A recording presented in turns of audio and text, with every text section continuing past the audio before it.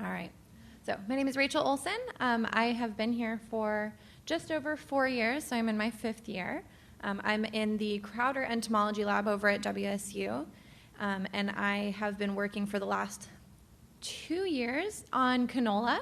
So I'm going to be telling you a little bit about some of the work that I have been doing in that system.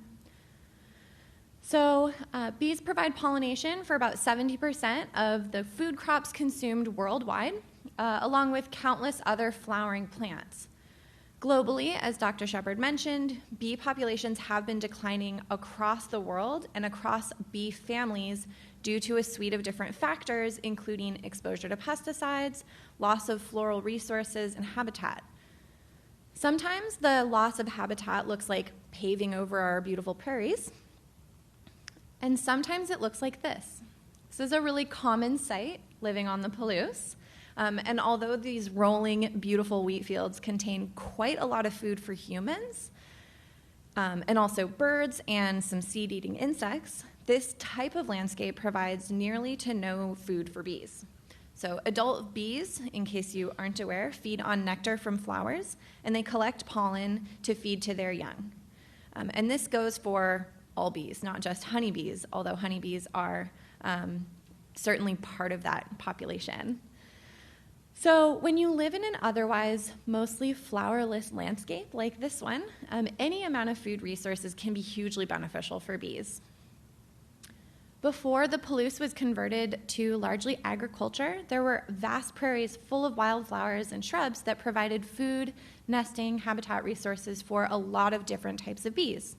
But wheat and legumes don't provide really any nectar, and their pollen grains, because these crops are entirely wind pollinated, are very small, and so they don't necessarily provide an energetically a pollen resource that's sort of energetically reasonable for bees to collect. It may be too difficult for them to collect because the grains are so small.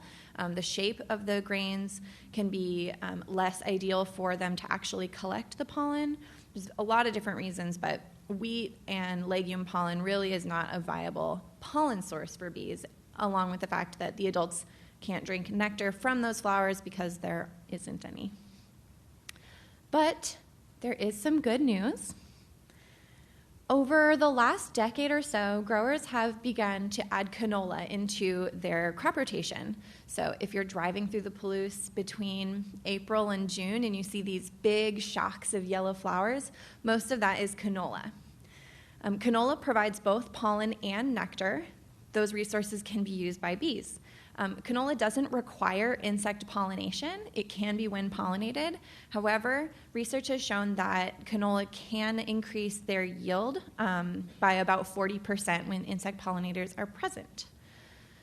The Palouse is one of the few places in the world that has the correct climate to grow both winter and spring canola. So if you're familiar with wheat farming, winter wheat and winter canola are planted in late August, early September, and then it grows up just a little bit, spends the wintertime dormant, and then pops up pretty early in the spring. And then spring canola gets planted in the spring and comes up a little bit later. Because of this, and the fact that canola flowers can bloom for weeks, when in rotation, canola can provide 12 to 16 weeks of food resources for bees. On top of that, the microclimates that we have in eastern Washington, northern Idaho area means that farmers are planting these canola crops at a little bit different timing, kind of all throughout the range. And so that means that over the course of when bees are flying, there's nearly a continuous food resource if we have canola in rotation.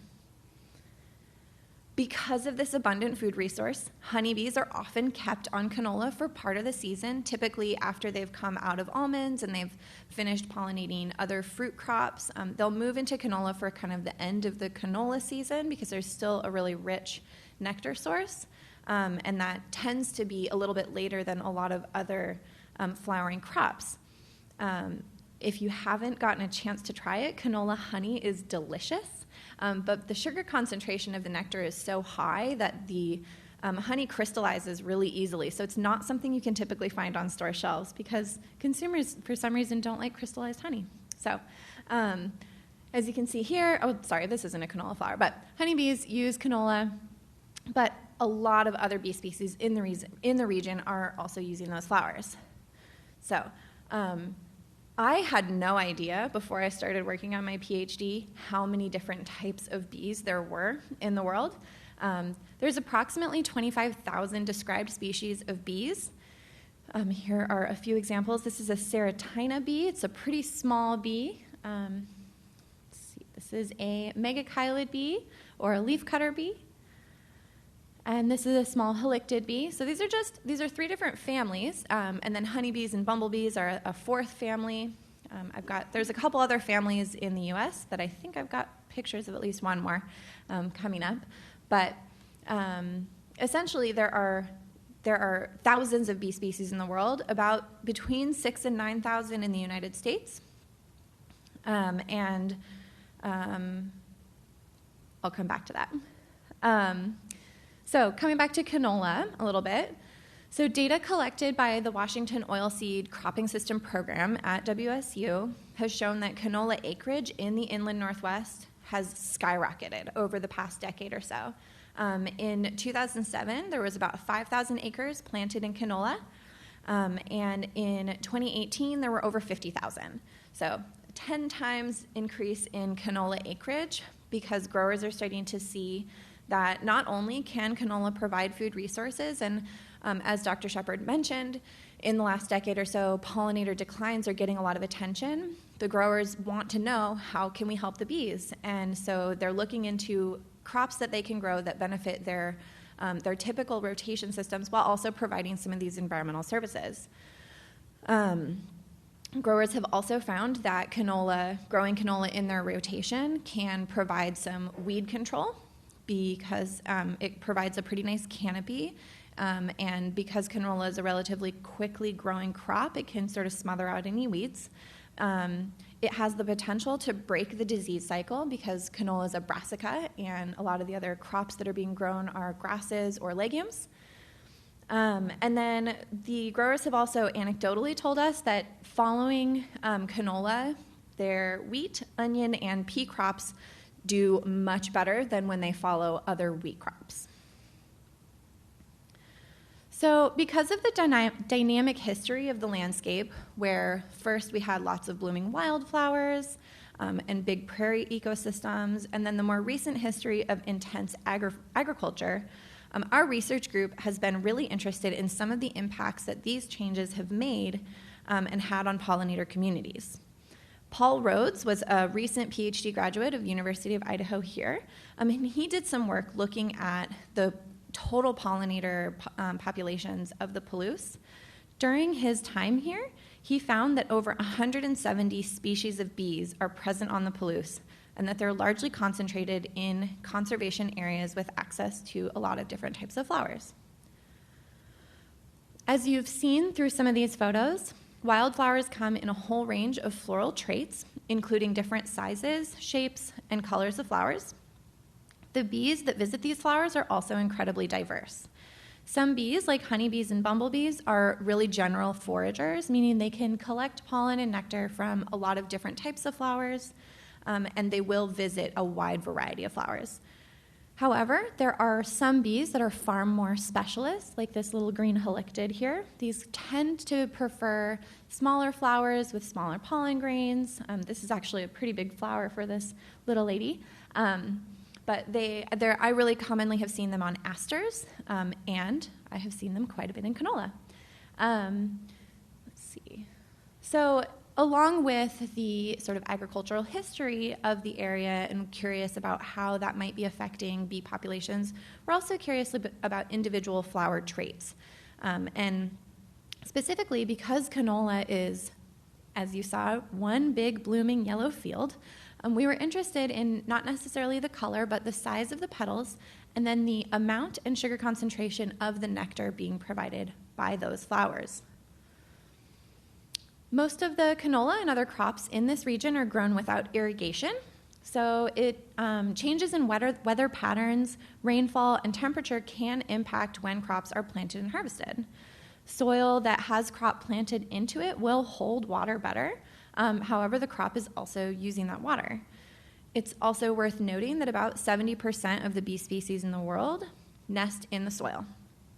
So when things like large implements, tractors, pass over the soil during nesting, this could disrupt the bee's nest.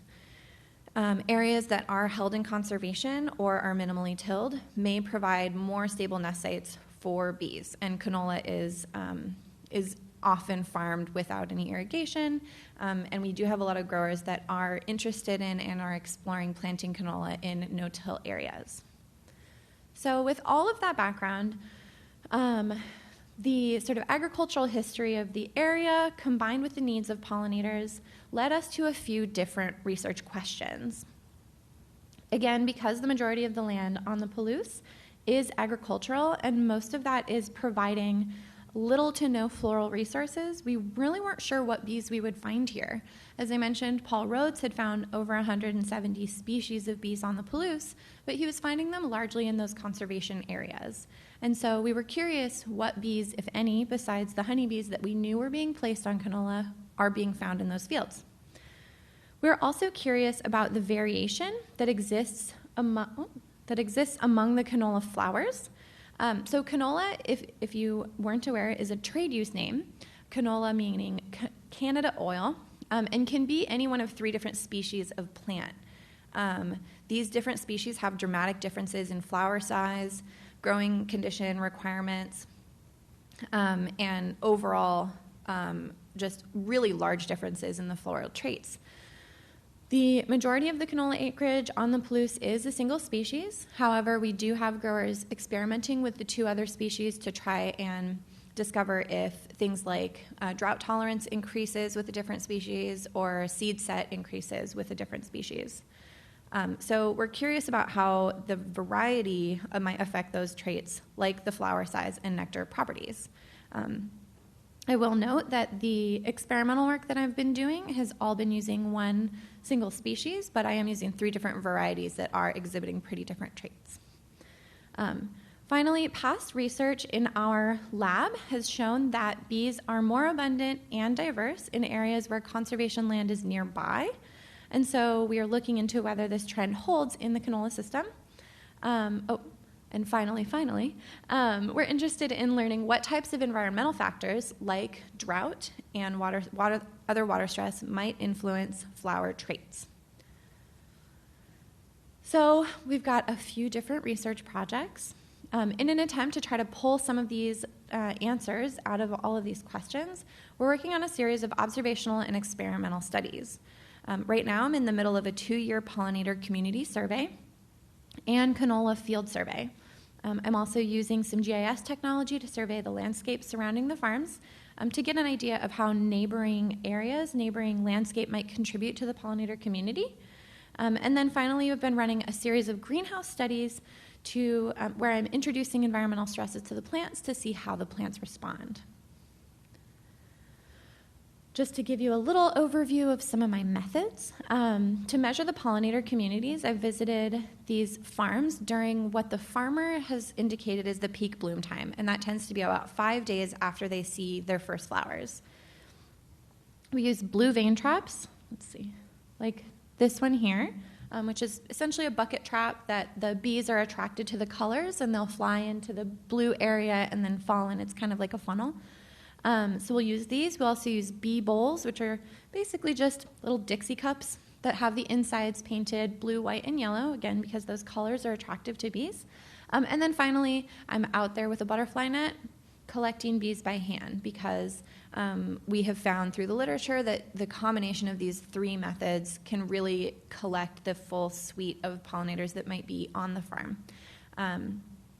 I visited each one of these farms on one single day during the season, again at that peak bloom time, because I was interested in seeing what pollinators were there when there was the most amount of flowers available, and also because I didn't want to too dramatically impact the pollinator community by sampling over a longer period of time. While I was at these farms, I also collected floral data from the canola fields. So on the left, you can see I've got my clipboard with my measuring tools. So what I've done here is I've taken actual whole flowers to measure the size, the area of the flower petals. And then I also pull nectar out of the flowers using a tiny microcapillary tube. And then using that, I can measure the volume of nectar within a flower. And I can also use a refractometer like you might use in an orchard or to make beer to find out how much sugar is in that nectar. While I was there, I also collected GIS data to analyze some of the areas surrounding the fields. In the greenhouse, we're growing canola plants and exposing them to a couple of different stressors that they might experience in field conditions. So far, we've exposed the plants to a fungal pathogen that's very common on the Palouse called Rhizoctonia solanum, AG8-C1, if you're interested in that specific information. It's a common fungal pathogen and can be pretty devastating to wheat. It causes the plants to flag and makes it almost impossible to harvest. We know that this pathogen exists in the fields that canola is being planted into, and so we were interested to see if that pathogen would affect canola in the same way. We have found that it can colonize canola, and I will share some of the results from that experiment in just a moment. We've also exposed the plants to drought conditions because, again, that's something that the farmers of the Palouse are experiencing increasingly is lower amounts of rainfall and lower amounts of water available to them to grow their plants. So we were curious to see, even in drought-tolerant species, how are the canola plants doing in that? And then we're also combining those two stressors in an experiment that I'm currently running right now. So just in 2018, we collected a total of 2,687 bees. We sorted them into 11 different morphogroups, and we're currently working on identifying those to a finer scale. While we don't think we've collected the full 170 species that Paul Rhoads had found on the Palouse, we are seeing dozens of species representing at least 5 different families of bees visiting our canola farms. We're estimating around 80 species, but we don't have those final numbers quite yet. So what you see here is a grouping of the different bee morphogroups that I collected at all of my sites in 2018. And something to be just sort of interesting note that these two here were collected at one farm. In Dusty, we collected over half of the total individuals that we sampled for the entire summer at one site. The bees that we collected here were mainly small halictid bees, some of those small green and black bees, also known as sweat bees. And these bees tend to be much smaller than honeybees, with around half the body length and half the wingspan. So just so you can kind of get an idea, this is just the same figure but without that Dusty site, so that you can see a little bit more of what's going on in the lower numbers that we collected. There was quite a bit of variability in the bee communities at each of these farms. We haven't been able to pull any particular trends out of that yet, though each of the farms was relatively diverse. So we also collected flower petal data, collected flowers on each of these farms and measured the sizes of the petals.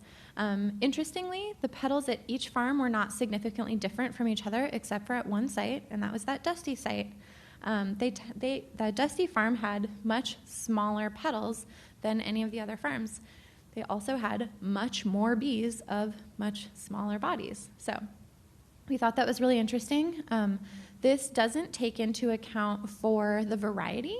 However, because the growers are growing different varieties, and I have analyzed that data, the figure is less exciting looking, but the Dusty growers are growing one of the most common varieties, and is a variety that I think we had on 6 of the 9 farms.